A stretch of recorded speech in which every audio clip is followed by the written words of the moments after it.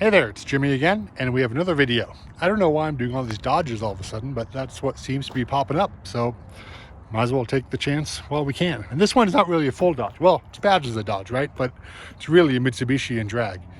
So this is a 1979 Dodge D50, which was the first year of this. And, you know, as we know, all of the domestics kind of had their captive imports. Dodge finally got on the roll there in 79 with a Mitsubishi, this one. There was a Chevy Love, obviously, which was an Isuzu, and what's the other one? The Ford Courier, which was a Mazda, and obviously Nissan and Datsun had their own pickups available. But this one's cool, just because it's the first year. It's a Dodge D50. There was also a Plymouth version of this offered for until I think 82, at which point Mitsubishi introduced the truck as its own, as the Mighty Max. So the Plymouth went away at that point, but the Dodge stayed around. The Dodge was a D50 for the first couple of years, and then I believe in 81 it became the Dodge Ram 50 in the four-wheel drive versions with the Dodge Power Ram 50. But at this point, upon introduction, there was only a two-wheel drive model available, which is this one, but this one does seem to have the longer bed. So let's take a look. This one's well used. This is probably in the junkyard for good reason. It's pretty rusty, but it's cool. It's still fun. I mean, it's a cool truck. Love the tape stripe here. There's kind of a rainbow thing going on. We've got the Dodge tailgate logo there, which is great. The yeah, this opens up nicely. Whoa, you know, it's so old, it's like a damped tailgate. It doesn't just slam down. So there you go. Nice big big opening, long bed. It's got these extra strengthening things that just completely rusted out over here. This one's still, well, it's kind of intact, but it's definitely rusting out also. But the bed's pretty rusty, well used. Got some wheels in there, wheels and tires, probably from this truck. Yeah, there's 6 lugs, so they are from this truck. And that's actually interesting. Check this out. These trucks had 6 lug wheels, even for the two-wheel drive version. So pretty interesting. Rear drums here in the back. And I guess there's rust on there, but it's not all the way through. The body rust is far worse.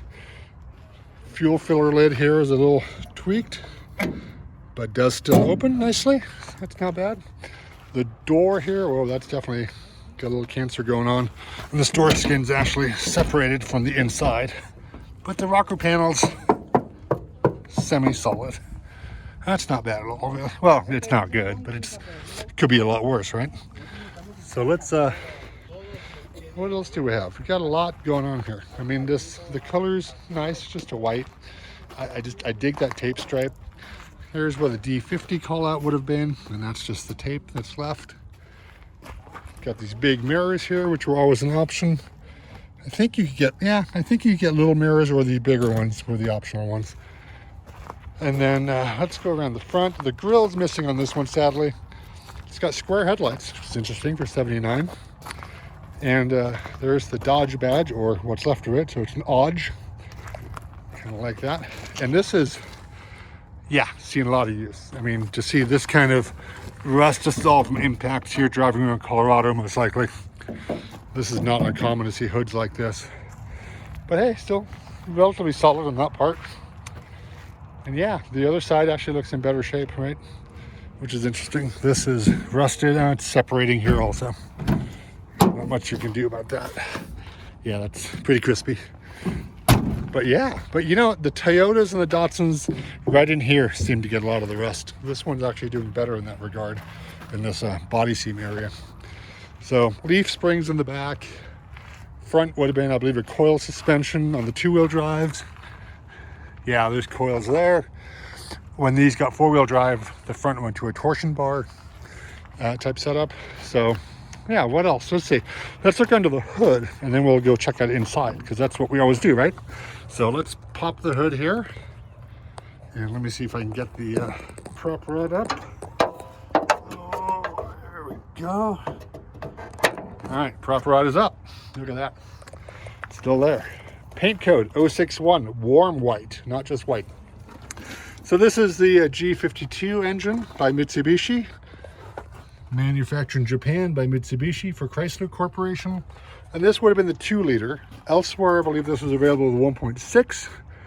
But export markets like the US got the 2-liter from the get-go, and eventually these engines became bigger. I think a 2.6 was offered later. There was a diesel offered, and then, yeah, there would have been a 6-cylinder even, but I think that would have been second generation. This generation lasted till 85, and then it became an 86. There was a general body restyle, and everything got upgraded a bit. But man, that's pretty good. I mean, look at that, super accessible. You can get to everything. This one's still pretty complete. It's nice. That's not bad. I think this was used as a yard truck here for a little while, but now, well, now its days are over. So let's see if we can pop the air cleaner here. There we go. That's just a little carb down there. Decent filter. A lot of dust. Ooh, dust got to me. But yeah, look at that. Alternators down there. How easy is that thing to change? A couple bolts and you're in business, right? But yeah, that's nice. Very nice. So let's see what else we have. This is complete. I mean, we've got windshield washer here, coolant overflow. All in good shape, actually. That's held up well. It's really just the exterior of the truck, right, that sees most of the rust. Well, let's take a look inside. Love these old single cabs. This is cool. This looks like cloth up here, but it's actually vinyl, just a textured vinyl. So you've got, it's obviously a white truck, tan interior, vinyl bench seat. It's got the same fabric. Oh, and this one, they actually, someone did put a cover on it, and wow, that's, he wore through the seat and he wore through the cover, or the owner did. I can't say it's a he, could have been a she. But the owner wore through the original seat, then wore through the covering. That's pretty impressive. That speaks to a lot of miles being on this thing. So let's see though. It's only a 5-digit odometer, so 65,543 miles on this one. So I'm sure it's been around at least once, maybe twice. Pretty sparse cluster there, just the speedometer, temp gauge, fuel gauge, and a bunch of lights. Vents here, shut and open, not closed and open. Interesting. Headlights and dimmer. There's the hood opening. 3 pedals, obviously, because it's a stick shift, and in this case, it is a 4-speed manual. So no 5-speed at this point, or it might have been an option. And in here, oh look, since this is a Mitsubishi is a large conglomerate and makes electronics, so you have a Mitsubishi electric AM radio. You had the HVAC, but no AC, so just heating, ventilation. Or cigarette lighter, ashtray, outside air, inside air, hot and off. Kind of nice. And then wiper and wash is right there. Like I said, the ashtray, and then you had a vinyl hose out floor, which is pretty handy. So not bad for a little round town truck, right? No headliner on this one, but it looks like there was one, just some foam remnants left. 2 sun visors that still stay up. Catalytic converter on this one. It is equipped with one. So it would have been unleaded fuel only, obviously, for $79. And there's your rear view mirror. So yeah, that's pretty cool. Oh, let's take a look here.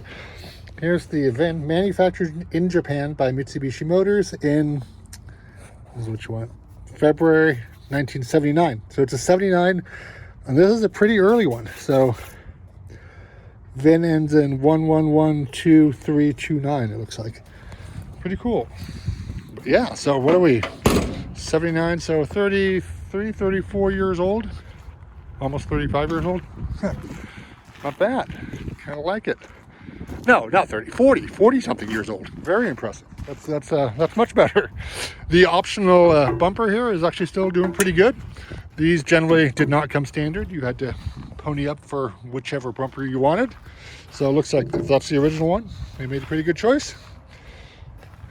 What's left of the mud flap is gone here.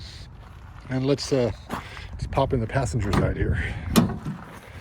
Look at that. That door panel is actually in really good shape. I like that. Windows open, no vent windows, just the full opening.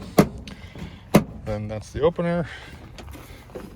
Behind the seat, you had a little bit of room. The jack would have been over there, I guess, or there's the instructions for the jack. You have the seat belts. And then that's a big glove box in there. That goes pretty deep. This thing's trashed, unfortunately, but nice brown trim there. Yeah, I guess that's pretty much it, right? What more? Oh, what is this? Here's a knob. Is this, I don't know what that knob is. Is it, I'm loosening it. What does that do? It doesn't tilt. Oh, look at that, a tilt wheel. That's awesome. Very cool. I like that. I can't get up from here. That's cool. And this is cool too. It's got a little crest on there. This is upside down. The wheel is locked, so. But that's kind of neat there, the horn bar. But yeah, wow, I had no idea this thing's a tilt wheel. That's awesome. So you just undo it and then tighten it back up, and then it stays in place. So I like that. Hazard lights are right there. Very cool. And here's actually your unleaded gasoline only sticker, so that you don't accidentally fill up with a full lead stuff and then have to drain it. So yeah. Anyway, thank you very much for hanging with me on this beautiful northern Colorado day. Hope you enjoyed the little tour of the 1979 Dodge D50. And we'll do it again sometime soon. Thank you. Check out some of the other videos. Bye-bye.